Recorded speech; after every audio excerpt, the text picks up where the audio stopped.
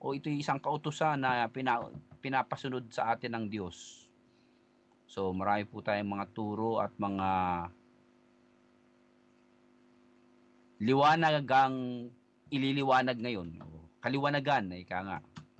Yung kaliwanagan na dapat natin maliwanagan. Kasi pagka malabo, dapat liwanagan. Hirap naman kasi malabo na, tapos malabo pa rin yung pagtuturo natin. Tawag natin dito, labo-labo. Hindi naman gusto ng Diyos na nagkakalabo-labo tayo sa ating mga katuruan. Dahil ang Diyos ay Diyos ng kaliwanagan. Sabi niya siya ay liwanag. Tapos hindi natin maliwanagan at mapaliwanag ng maliwanag yung ating itinuturo. Okay, at kung kayo naman po ay nakarinig na ng turo na ganito, marapatin yung pakinggan muli.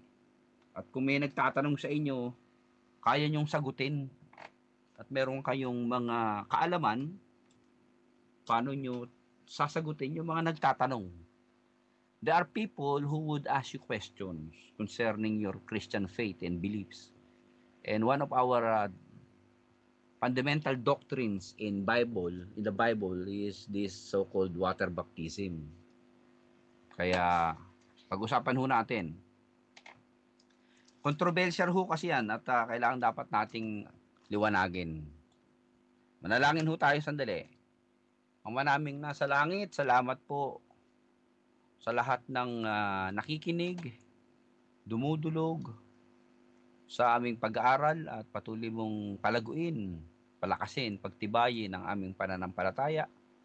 Dagdagan pa at palakasin ang aming pagkaunawa sa banal mong salita. Sa iyong mga katuruan, tulungan mo kaming matutunan po ito ng may kaayusan at maituro namin ng maayos. At hindi lamang po matututunan sa isip, kundi may pamumuhay din sa gawa.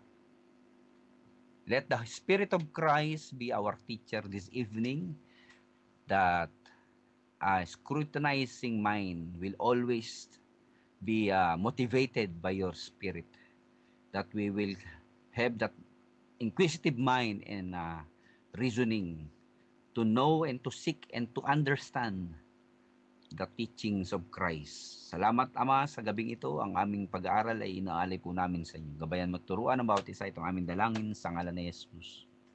Hallelujah. Baptism is a controversial subject. Pero dapat po itong liwanagin dahil pag sinabing controversial, maraming mga isyong naglalabasan. Kaya pag kami mga issue, dapat isettle natin yung mga issue na yan. So ito po'y turo ng Panginoong Hesus. Ilang beses niya rin sinabi yan sa kanyang salita. Mababasa natin sa Mark, sa Matthew, sa Luke, sa John, sa Gospel. At loobin ng Panginoon, ito pong ilang mga issue na dapat natin liwanagin ay maliwanagan natin ngayong gabi. At para po dun sa mga gustong magpabautismo, kami po, ang GFCF Church ay meron pong water baptism na gagawin sa July 15, Hano River, Saitama. Meeting places po natin, Ikebukuro and Shinjuku.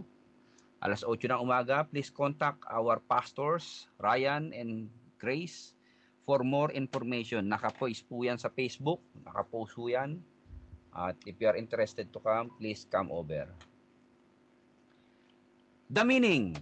Yan. Doon po muna tayo sa kahulugan. Ano ho bang kahulugan yan? It is an outward symbol of an inward reality, a genuine conversion. Ito daw po ay panlabas na simbolismo ng naganap sa kalooban ng mga tao. Kaya meron pong parang actual o physical actions tayong ginawa at ginagawa. At ang isa diyan ay ang water baptism. Ito po'y nakikita dahil ang mga tao po'y nakakasaksi sa ating paglulublob at pagbabautismo sa mga tao. Kaya ang tao po'y nagpapabautismo dahil meron pong nangyari sa kanyang kalooban. Meron pong kakaibang naganap sa kanyang espiritual na buhay Kaya siya nagpapasubmit sa water baptism. Kasi nga naman, hindi mo naman matanggap at hindi ka magpapasubmit sa isang bagay na hindi mo nauunawaan. Kaya ang ating trabaho dito ngayon ay ipaunawa sa inyo, ano nga ba yan? It means obedience to the command of Christ. Number 1 po, ang tunay pong Kristiyano at born-again believers, followers and disciple of Jesus Christ, sila po ay obedient. Saan? Sa turo ni Jesus. Anong sabi ron sa Mark 16:16? Ang sino mang nanampalataya at mabautismuhan ay mangaligtas. Pag tignan nyo pong mabuti yung statement dyan sa Mark 16:16 ha, nauna po yung pananampalataya bago bautismo. Kaya ka nagpapabautismo dahil sa una pa lang, buong puso't isip mo, nananampalataya ka sa pagiging Panginoon at Diyos ni Kristo ng iyong buhay. Kaya ka ngayon ay nagpapasakop sa kanyang kautusan sa bautismo sa tubig dahil utos niya yun. Ulitin ko po, kaya ka nagpapabautismo dahil ikaw ay una sa lahat ay nananampalataya ng buong puso at kaluluwa sa pagiging Diyos at Panginoon ni Kristo sa buhay mo. Hindi baligtad.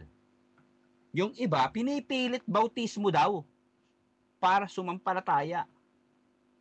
Hindi ho ganun ang arrangement. Ang liwanag ng Biblia eh. He that believes and is baptized will be saved. O nauna yung believing before baptism. Hindi natin pwedeng palitan yung sequence niyan. No offense po sa ating traditional church. Baby pa lang, inuunahan na ng mga religious leader na binabautismuhan yung baby, sanggol.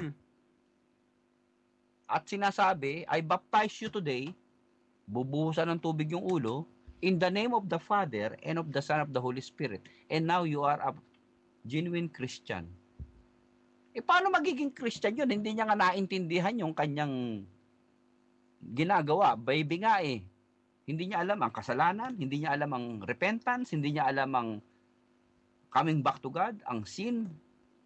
How could we tell that these infants become Christians the moment they baptize in the church? In reality, they do not have any knowledge about sin, forgiveness, repentance, so forth and so on.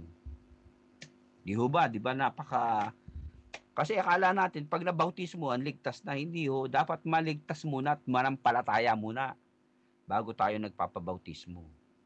Kaya marami pong nagpapabautismo uli. Pastor, pwede bang magpa-rebaptize? Bakit? 3 beses na ho akong sumasama sa ilog. Taon-taon nagpapabautismo ko eh. Kaya ngayon ko lang naintindihan yung gospel. Ang gospel po ganito. Lahat ay nagkasala. The problem of man. Jesus Christ died for the sins of mankind, the solution of God. Everyone, in order to be saved, must receive Christ as their Lord and Savior. That is our gospel.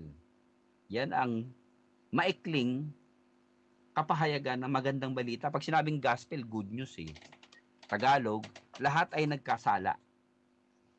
Problema ng tao yun. At ang kabayaran ng kasalanan, kamatayan sa impyerno. Solusyon ng Diyos, si Kristo yung namatay para sa kasalanan ng tao. Anong dapat gawin? Sampalatayanan siya tanggapin upang sila'y mangaligtas. Yun po ang gospel. Ngayon, pag naintindihan mo yung gospel at alam mo makasalanan ka, kailangan mo magsisit, manumbalik sa Diyos at humingi ng kapatawaran, so, doon ka na ngayon magpasubmit sa bautismo dahil si Kristo ay Panginoon tagapagligtas mo. Yan po ang ibig sabihin niyan. Kaya, the moment you submit yourself to water baptism, it is the meaning of your obedience to the command of Christ. Alam niyo po, ang dami pong Bible teacher, nagpoplo lagi sa prophetic, sa liberation knowledge. Eto nga mga katuruan ng doktrina, hindi alam ng tao mo, ba't mo tuturuan ng mga liberatory knowledge? Di lalong nagulo ang tao. Turuan mo muna sila ng matitinding doktrina. Pag maging matibay yan, saka kang mag-flow sa prophetic. Ngayon, hindi ko muna sabihin sa inyo kung ano ba yung mga prophetic at revelation teachings na yan. Kasi po, ang binibigyan din natin dito sa Bible study ay para maging matibay po ang inyong doctrinal positions patungkol po sa mga katuruan ni Kristo para hindi po tayo maligaw at mamali ng mga turong natatanggap natin kung kani-kanino. May turo sa internet, sa television, sa radyo, nababasa nyo sa mga article, libro. So you have to search the scripture and read the Bible by yourself, for yourself, to find out if the teachings is right and wrong.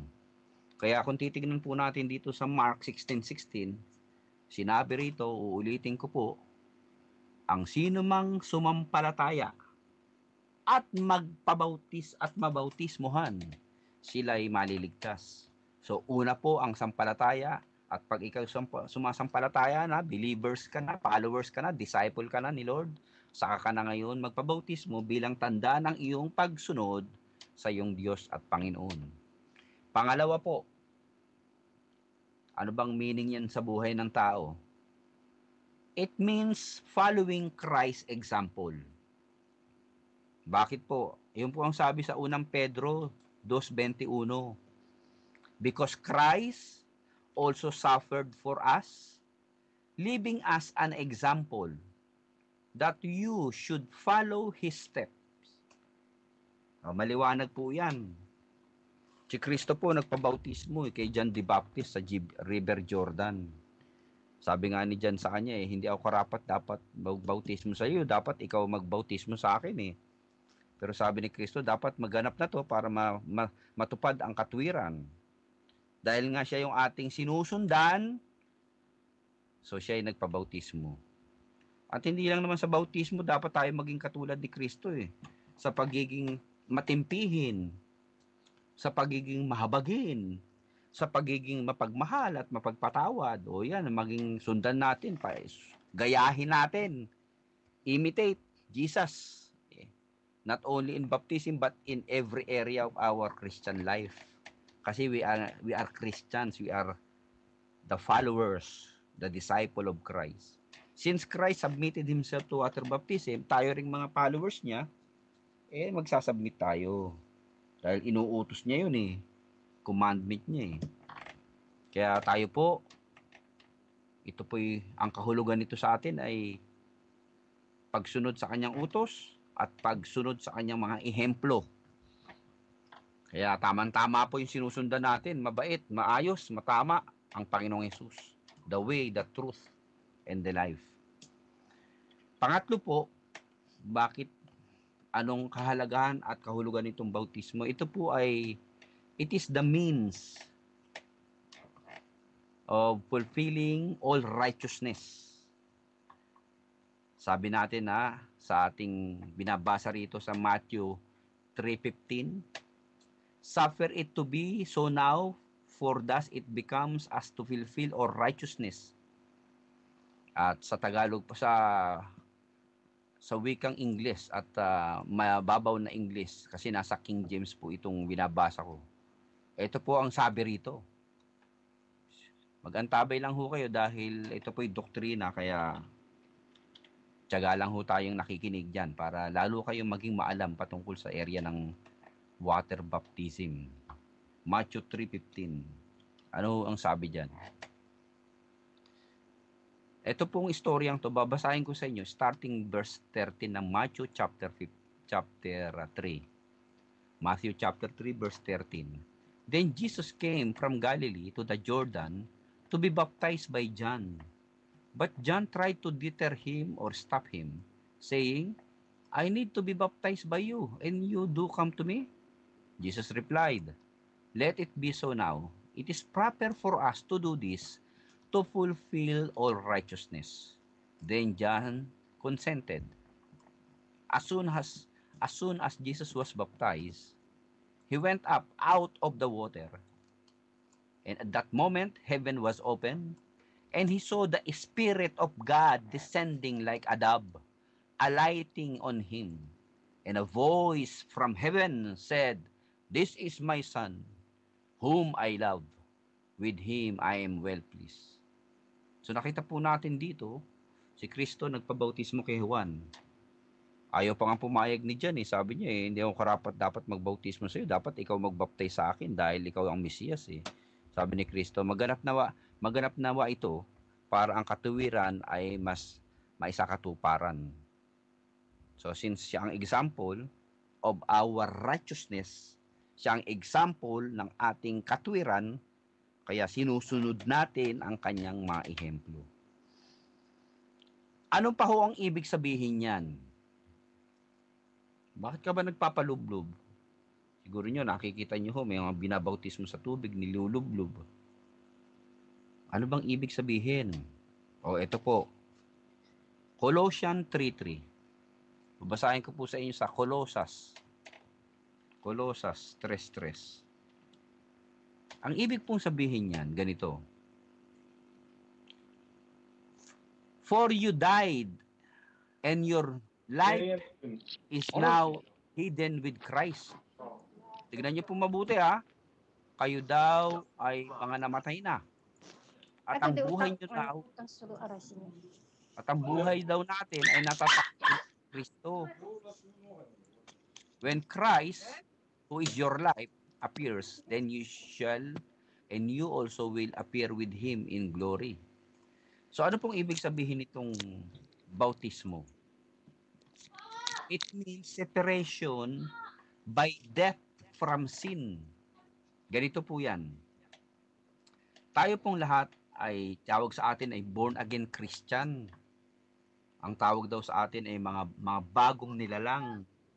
Sabi kasi dun sa ikalawang Korinto 5:17, ang sino mang nakipag-isa kay Kristo ay siya bagong nilalang.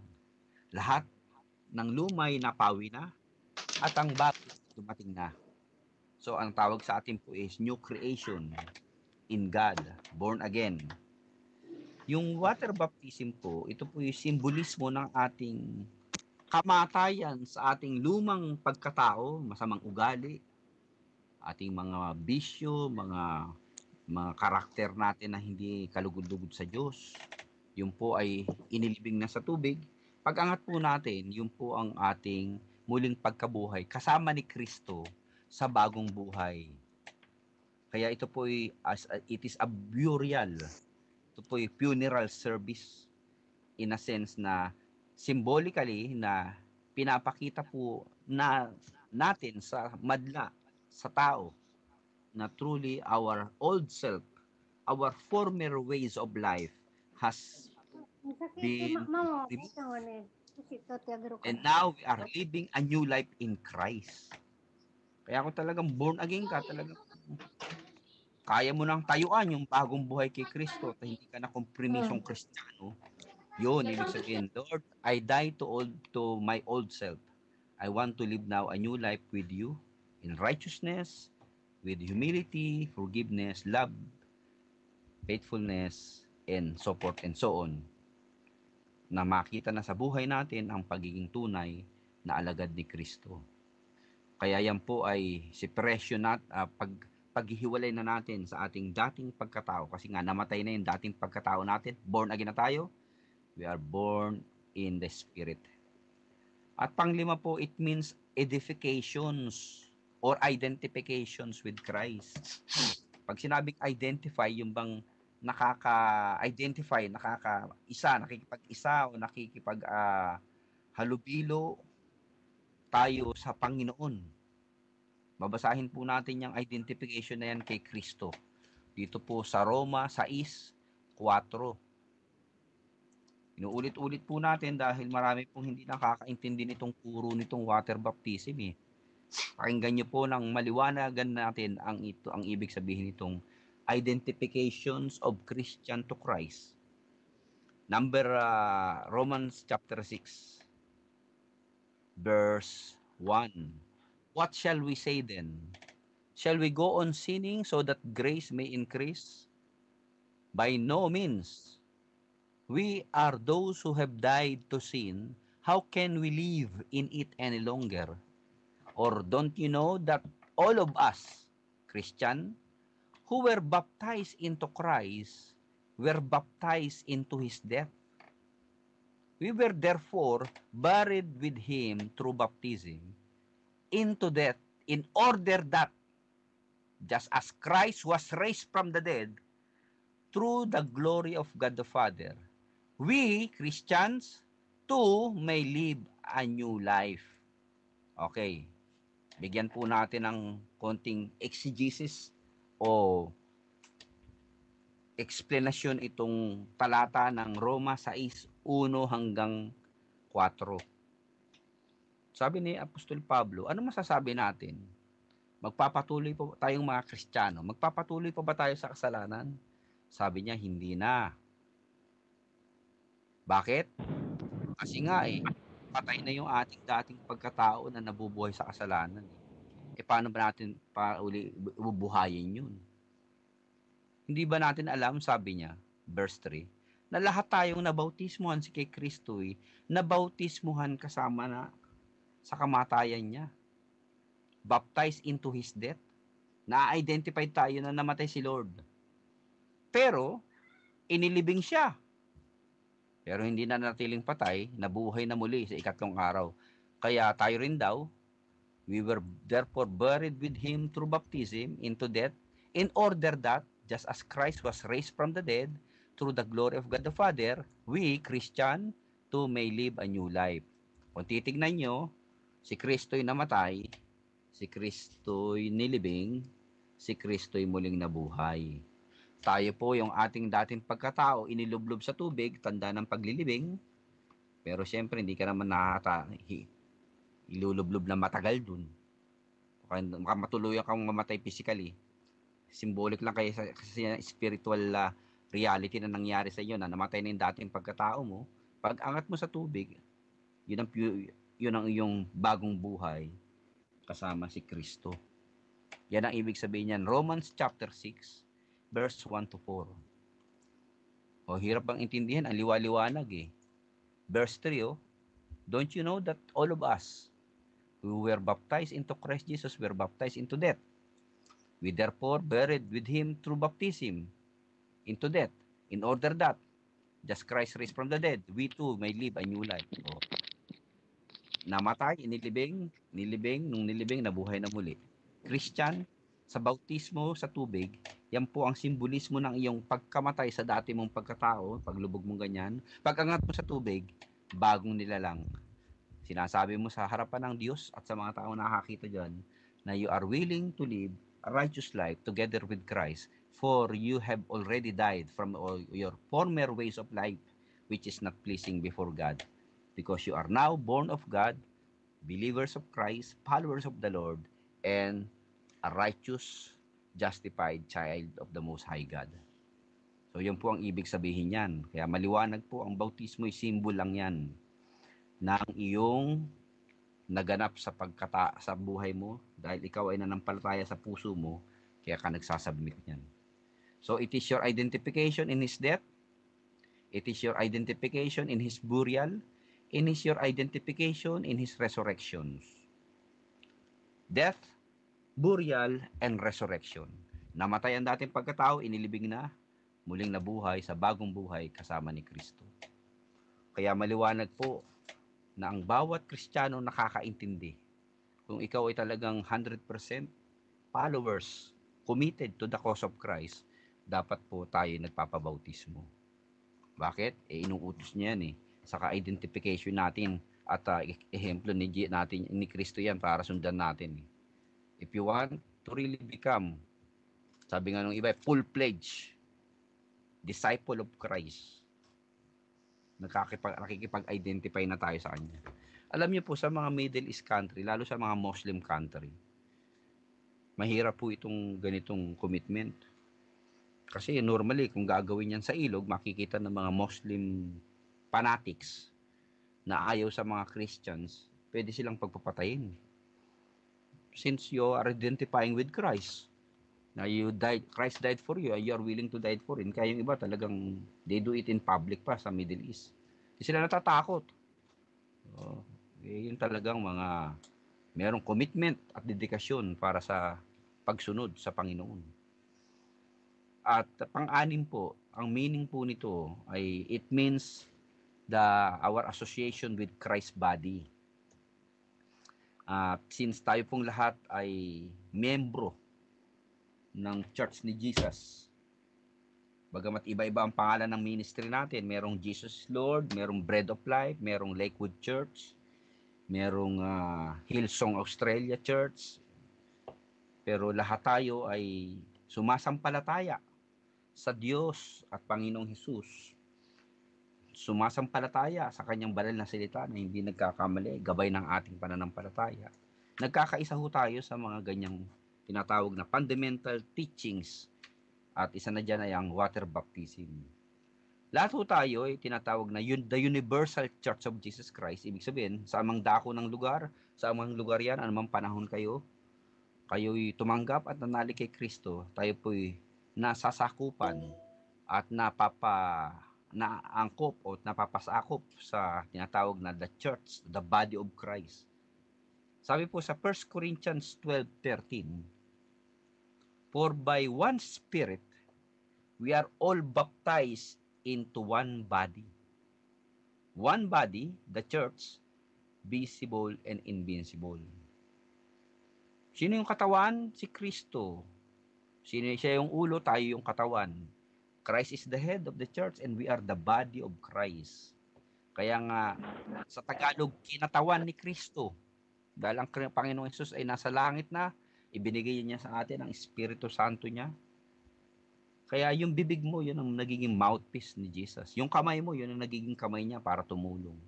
Yung bibig mo para mangungusap at magsalita at mangaral. Yung katawan mo ay gagamitin para maluwalhati ang Diyos. Kaya po ang water baptism, yung katawan natin, sinasabit na natin sa pagiging Panginoon at Diyos ni Kristo. Kaya gamitin nawa yan para maluwalhati ang Diyos. Sabi sa 1 Corinthians 6:19, don't you know that your body is the temple of the Holy Spirit? At ang katawang yan ay hindi sa atin, kundi sa Diyos. Kaya gamitin daw natin ang katawan natin para maluwalhati ang Panginoon. Since nagpabautismo na po tayo, ang ating katawan ay sa Diyos, at tayo po'y kasakop sa malaking kabuuan ng body of Christ. Ang tawag diyon ay the Church of Jesus Christ. Hindi po yung relihiyon, kundi ito'y mga tinawag, mga taong nanalig at sumampalataya sa bugtong na anak ng Diyos. Kaya ang sabi po rito sa 1 Corinthians 6:19, do you not know that your bodies are temples of the Holy Spirit, who is in you, whom you have received from God? You are not your own. You were bought at a price. Therefore, honor God with your bodies. Kaya yung katawan po natin, at pag ang mga Kristiyano nagsama-sama, tayo po yung bumubuo ng kongregasyon, katawan ni Kristo, saan man lugar po at anong panahon at anong oras. Pag nagsama-sama po tayo, nandun po ang presensya ni Jesus. Sabi niya sa Book of Matthew 18:20, if there are 2 or 3 gathers in my name, there I am in the midst of them. Siyempre, ang mas marami sa isa ay 2, marami sa 2 ay 3. Kaya pag 3 na po, grupo na ho yun. Kung di lang tayo 3, marami tayo, di nandun po talagang yung ating tinatawag na authentic and genuine presence ni Christ sa ating pagsasama-sama dahil through His Spirit. So, kaya ang mga nagpabautismo po, ito po'y it is a means of your association with the body of Christ.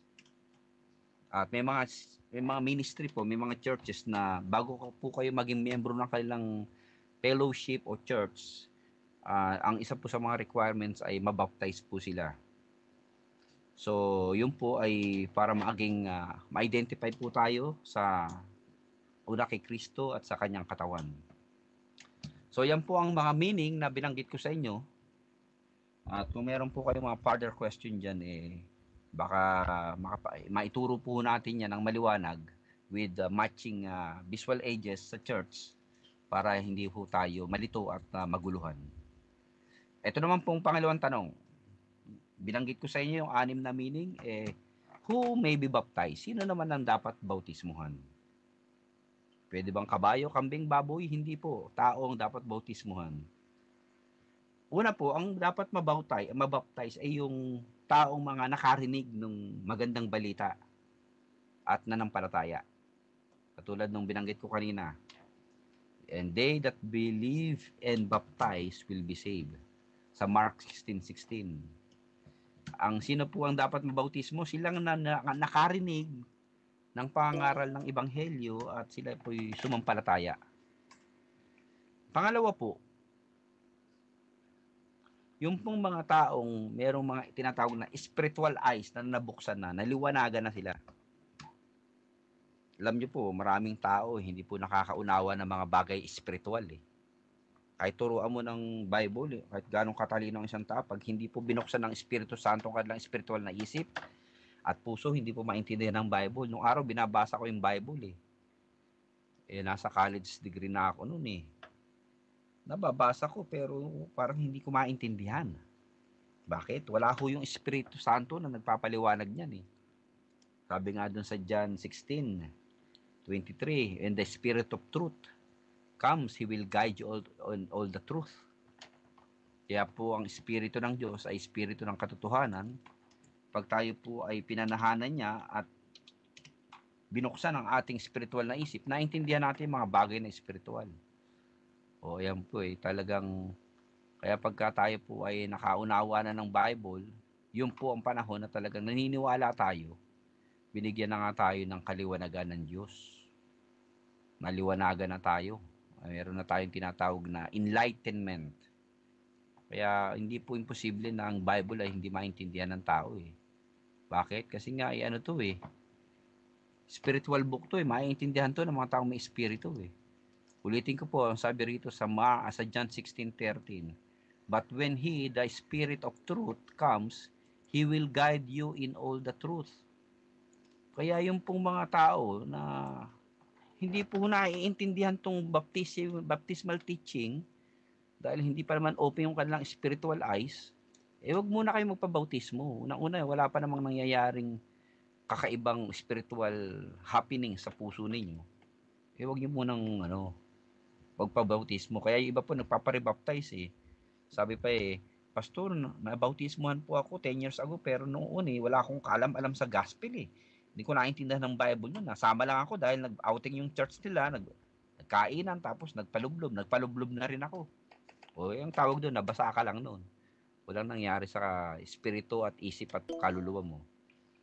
Ngayon, since ang Espiritu Santo po ang nagbibigay paraan para ma-open yung ating spiritual eyes, kaya tayo ngayon ay nagpapasakop sa bautismo. Doon po sa Gawa, pagtingnan po natin sa Acts chapter 19. Tingnan niyo po mabuti. Alam niyo po yung mga nakikinig dito, nakakatawa kayo. Ito po turong tamang antok ho itong ating doktrina na pinag-aaralan, pero kung kayo po talagang may interesadong lumago, makinig ho kayo. Pakinggan niyo po ito sa Gawa 9:18.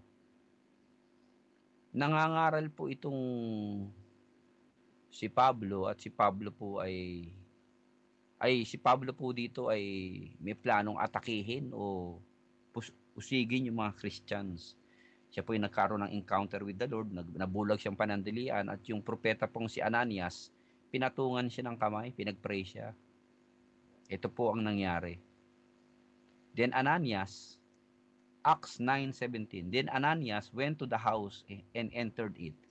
Placing his hands on Saul, he said, Brother Saul, the Lord Jesus, who appeared to you on the road as you were coming here, has sent me so that you may see again and be filled with the Holy Spirit. Immediately, something like scales fell from Saul's eyes, and he could see again. He got up and was baptized, and after taking some food, he regained his strength. Alam niyo po, naka-encounter ho ito si Saul sa Damascus Road Na-encounter niya si Jesus. naliwanagan siya yung kanyang Panginoong Jesus ay nagpahayag sa kanya. Kaya nung siya namulat, yung kanyang literal na mata, kasama ng pagmulat ng kanyang spiritual eyes, nagpabautismo na siya. Sino-sino po ang mababautismo? Ulitin po natin, yung mga nakarinig ng gospel at nanampalataya. Yung mga nabuksan ang mata. Pangatlo po, yung mga nagsisi sa kanilang mga kasalanan. Those who have repented from their sins. Sabi sa Gawa 2:38, repent and be baptized, every one of you, in the name of Jesus. Kaya yung repentance po, yung pagsisisi, twofold po yan. Anong twofold? Dalawa po ang bagay na dapat gawin sa pagsisisi. Number 1, turning from sin. Number 2, turning to serve God. Ano po yung dalawang bagay na nagaganap sa repentance? Ito po yung number 1, paglayo sa kasalanan at paglapit upang paglingkuran ng Diyos. Yan po ang ibig sabihin ng repentance. Hindi yung nagre-repent, kinabukasan balik na naman sa kasalanan. Hindi repentance yun. Lokohan ang tawag dun. Niloloko mo yung sarili mo, niloloko natin ang Lord. Hindi naman natin maloloko si Lord. Pag sinabi natin, Lord, diretso na ako.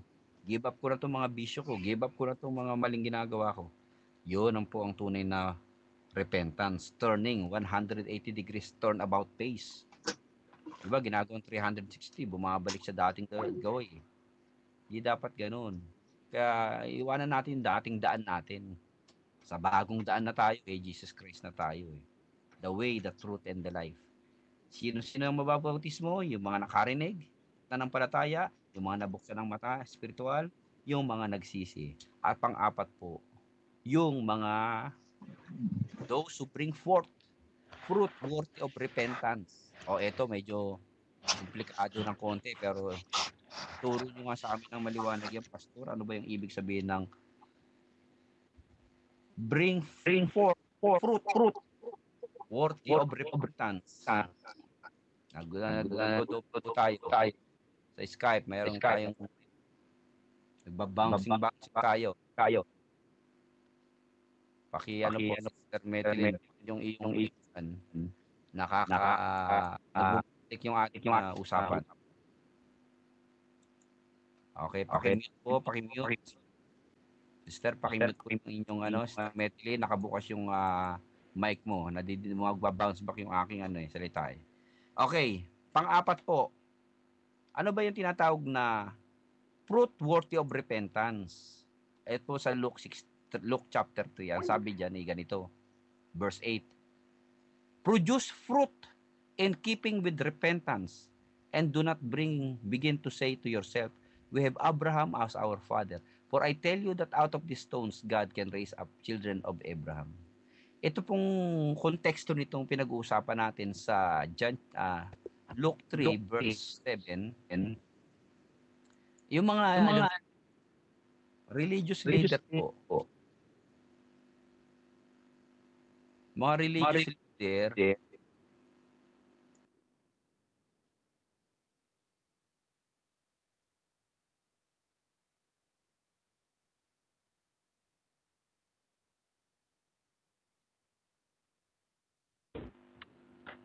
kinumpronta ho sila ni John the Baptist.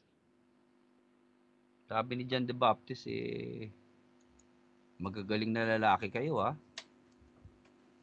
Sabi niya a voice of one calling in the wilderness, prepare the way for the Lord.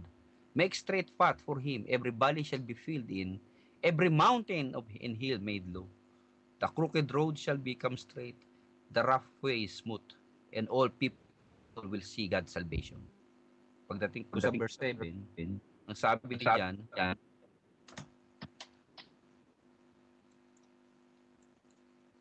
hello, ayan.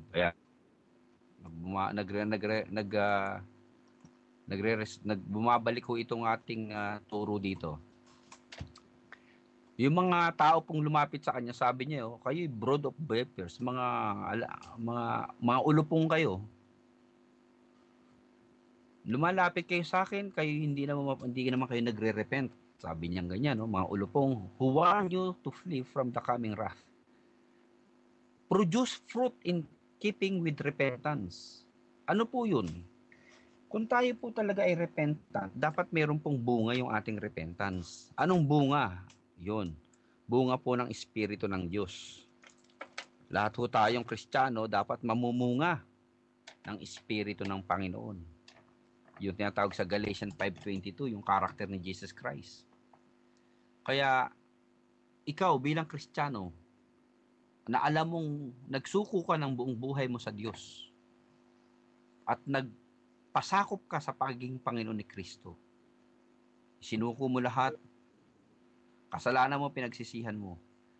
Dahan-dahan sa iyong paglakad at paglagong Kristiyano, meron kang mararamdaman at manonotice na merong pagbabagong nagaganap sa iyong pag-uugali. Lahat po ng Kristiyano meron yan. Ang tawag dyan is transformations o pagbabagong buhay, kasi nasa atin na, sumasa atin ang Espiritu ng Diyos eh. Meron tayong tinatawag na the nature of God o yung bang yung maka-Diyos na sangkap sa pagkatao natin. Kasi tandaan nyo, no amount of swimming that could make you a fish unless you become fish. Kahit na magdalalangoy tayo, hindi tayo magiging isda, maliban maging isda tayo. Marami pong tao nagtatry maging religious and spiritual sa sariling paraan. Pero pag hindi ho tayo ginawang Kristiyano ng Diyos, hindi tayo magiging tunay na Kristiyano. It is God who make Christians. Siya po ang nagbubukas, nagpupuspos, at siya po ang tumatawag sa tao. At alam natin, dahil tayo tinawag ng Diyos, nag-respond ho tayo sa kanyang panawagan nung ating napakinggan ng mga gandang balita kung sino man sa ang lumang lugar yan na may nangangaral ng gospel. Kaya po mga tao, mga kapatid, ang tunay na magpapabautismo, yun dapat pong nakatanggap at nakakaranas ng transformation sa kanyang buhay. Ngayon, kung hindi ka pa nababago at wala pa nababago sa'yo, huwag ka muna magpabautismo kasi marami ka man dapat i-give up eh. Para naman maging makatotohanan, unang-una sa sarili mo at pangalawa sa Diyos. At sa mga taong makakita, sasabihin nila, ito, todo na talaga si brother, nagpabaptize na. Tapos mamaya, balik ka na naman dun sa kasalanan mo. Para bang hindi magandang tignan. Para lang nating niloloko yung sarili natin. Kaya, the way that who are willing and experience the transformation kind of life, they should be baptized. At panglima po, yung pong nakatanggap ng alin? Ng Espiritu Santo. Pakinggan nyo po sa Gawa 10:47. Can any man forbid water that this should not be baptized which have received the Holy Ghost as well as we?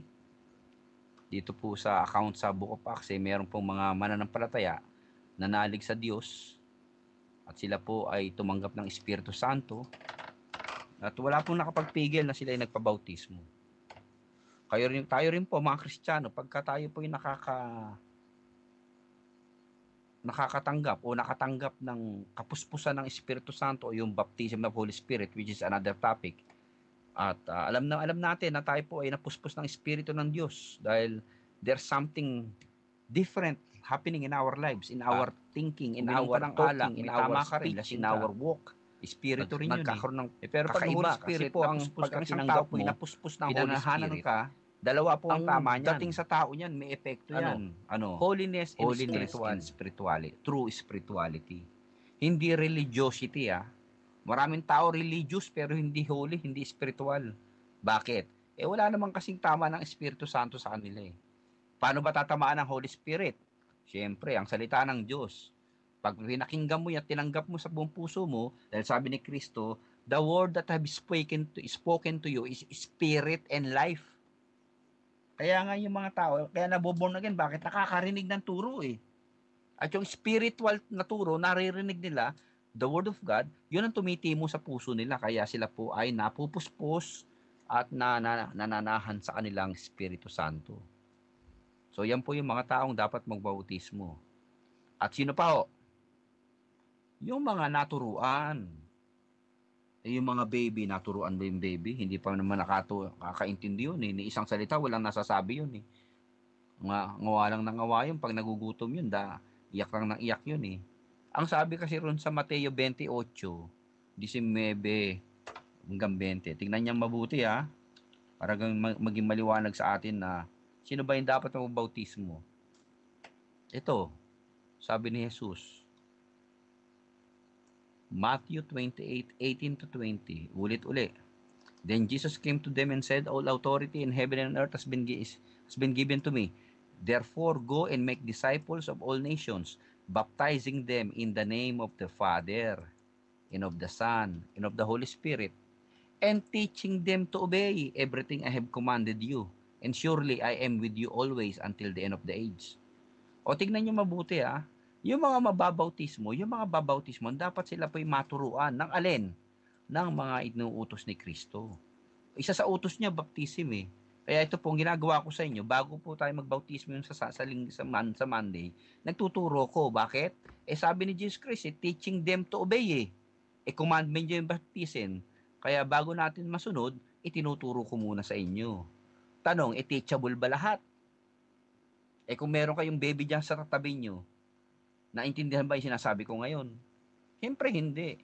Paano natin siya babautismuhan? Ayan, yan ang question dun sa traditional church na kinagisnan natin na nagbabautismo yung infant baptism. Ang sabi rito, ang bababautismo yung dapat yung teachable people. People who are able to be taught. People who could understand the reason of repentance, the meaning of forgiveness, the meaning of salvations, the teachings of Christ. Yung mga nakakaintindi at nakakaunawa na ng turo. Yun ang dapat bautismuhan. Kaya klarado po, yung atin pong kinagis ng sektang binabautismo ang bata ay hindi po biblikal. Kasi yan ang sabi ng Bible, di naman ako nagsabi, liwanag na teaching them to obey, I have commanded you everything. Isa sa turo niya, yung water baptism Humayo kayo, gawin yung alagad ko ang lahat ng bansa. Bautismuhan sila sa ngalan ng Ama, Anak, Espiritu Santo, at turuang sumunod sa lahat ng ipinag-uutos ko sa inyo. Tandaan ninyo, ako'y laging kasama ninyo hanggang matapos ang sanlibutan. So, sino ang dapat mabautismo? Yung mga natuturuan na at nakakaintindi na. At bandang huli po, sino ang dapat mabautismo? Kung kayo po'y isa dito sa mga nabanggit ko, sumama kayo sa ilog para magpabautismo na rin kayo. Para maging ganap at pagpalain kayo ng Panginoon sa inyong total commitment and dedication to Jesus Christ. Pangpito po, those who have died and who now live a new spiritual life in Christ. Binanggit ko na po isa kanina ito, yung mga taong nagsabi na sa sarili niya, tapos na, patay na ang dating pagkatao ko, ako'y bagong nilalang na, kasama ni Kristo, kaya ako'y dapat magpa-identify na sa kanyang kamatayan, pagkalibing at muling pagkabuhay. At pag-angat ko sa tubig, ako'y bagong nilalang. Ako'y bagong tao, ako'y bagong silang. Ang ganda po niyan. Kaya exciting po itong magaganap sa mga magpapa-water baptize. You are welcome to join us in our water baptism on Monday, July 15, Hano River, meeting place, Shinjuku and Ikebukuro. Contact our contact person, si Pastor Ryan and Grace. At dito po natin ngayon po tinatapos ang pagtuturo, tayo po'y manalangin. Aba naming nasa langit, sa katuruan na dapat matutunan, isa po ito ay dapat naming unawain ang katuruan ng iyong tinuro sa amin, ang water baptism. At sino po sa inyo sa amin na hindi pa po baptize sa tubig ay marapatin po, Lord, na ipaunawa niyo at buksan ang spiritual na mata at kami po maging masunurin sa lahat ng pinag-uutos mo. May the glory and the blessing of the Father be upon each one of us, even the guidance and protection. For we ask, Father God, this under the guidance of the Spirit. In Jesus' name we pray. Amen. God bless you, mga kapatid. Thank you po. Amen. Yan ang yung mga Thank you tulong po. yan. Tandaan lang ninyo. Night.